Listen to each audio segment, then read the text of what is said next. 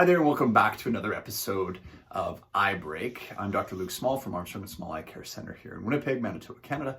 And today we're going to be talking about step 1 and 2 of treating your dry eye. So really, just to sort of quickly start, that there are two parts to dry eye, or two different types of dry eye, which always sort of surprises people. There's some people that just don't make enough tears. That's actually fairly rare.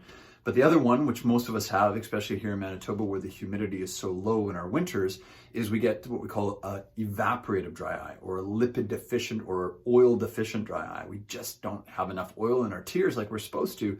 So then those tears start to evaporate off the eye, and then we get all these different symptoms.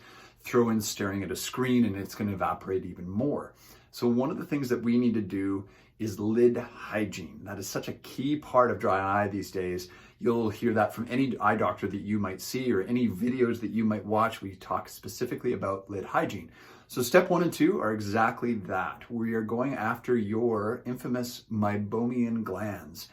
The oil in the Meibomian glands is actually called meibum, and I'm going to call it oil rather than meibum. I think it's just easier that way. But imagine lining our eyelids, and I'll get in pretty close. So just where the lashes come out, I'm often explaining these to patients, that right along the lid margin, which is such a key spot, are these little openings to oil glands called the Meibomian glands that can get plugged up or capped off or any of those kind of things. So we need to heat those glands. And by heating, we then can melt the oil. Think of my analogy, more analogies, is that you've got these butter sticks and we need to melt that butter. You know, sometimes we'll heat these up and actually do a in-office expression where we're getting some of the stuff out. And it can be almost like toothpaste. You can see some pretty gross videos out there. We want yours running like honey, like sort of heated honey. So I've just heated up the mask that we typically use, which is called a brooder mask. There's lots of different heating masks out there, but specifically the reason for a mask rather than just a washcloth that's heated under hot water, we want 10 minutes of heat, and that washcloth is not going to hold it. You're going to have to go back to the microwave and keep reheating.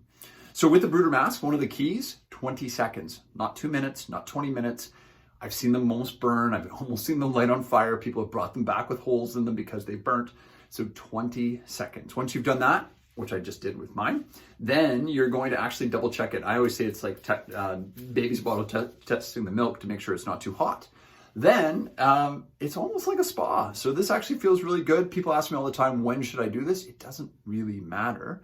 You can do this any time of the day, but you're just going to put that guy on with a closed eye, and there you have it. So pretty tough for me to see what I'm doing right now. But anyway, this actually feels really good. And the key here, now that you're at this step, is that you want to do that for 10 minutes.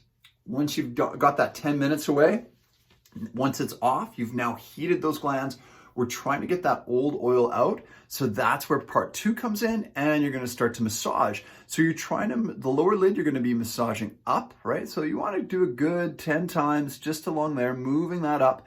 And then the same thing on the top. The glands, the most important glands are actually on the bottom, but these ones you can also. So now we're going to be moving it down. We're trying to press this down.